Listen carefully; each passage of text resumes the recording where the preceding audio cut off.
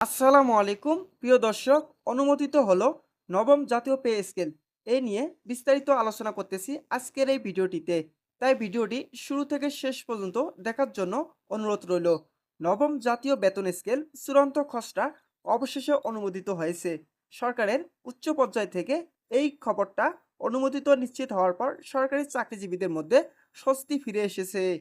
দীর্ঘদিন ধরে দাবি ও আলোচনার পর এবার কার্যকর হতে যাচ্ছে নতুন বেতন কাঠামো, যেখানে 20 গ্রেডের পরিবর্তে 12টি গ্রেডে বিভক্ত করা হয়েছে সম্পূর্ণ কাঠামোটিতে। অর্থ মন্ত্রণালয় ও জনপ্রশাসন মন্ত্রণালয় ঘনিষ্ঠ সূত্র জানিয়েছেন, সেপ্টেম্বর মাসের মধ্যেই নবম জাতীয় বেতন স্কেল গেজেট প্রকাশ করা হবে। গেজেট প্রকাশের পরপরই এটি কার্যকর করা হবে মাঠ পর্যায়ে সব সরকারি অফিসে। এ নিয়ে সংশ্লিষ্ট দপ্তরগুলো ইতিমধ্যে কাজ শুরু করে দিয়েছে। মূল কাঠামোর পাশাপাশি নতুন এই পে স্কেল গুরুত্ব দেওয়া হয়েছে কর্মচারীদের ভাতা সুবিধার উপরও।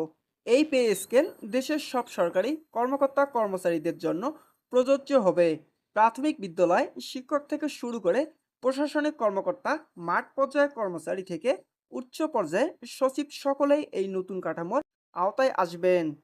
বেতন বৃদ্ধির পাশাপাশি এই কাঠামোর মধ্যে দীর্ঘমেয়াদী পদোন্নতির সুযোগ, চাকরির স্থায়িত্ব এবং অবসর সুবিধার দিকগুলো নতুন করে চিন্তা করা হয়েছে বলে জানা গেছে। চূড়ান্ত খসড়া অনুমোদনের খবর ছড়িয়ে পড়ার পর থেকেই রাজধানী সহ সারা দেশের সরকারি কর্মচারীদের মধ্যে স্বস্তির নিঃশ্বাস দেখা গেছে।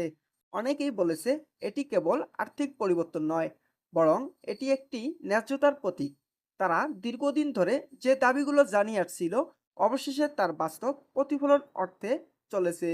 বিশেষজ্ঞরা মনে করেছেন এই পে স্কেল বাস্তবায়নের মাধ্যমে প্রশাসনিক কার্যক্রমের গতি আসবে এবং কর্মক্ষেত্রে অসন্তোষজনক কমে যাবে।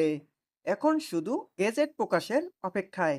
সরকারি সূত্রগুলো বলেছে সেপ্টেম্বরে 10 থেকে 15 তারিখের মধ্যেই গেজেট প্রকাশিত হতে পারে।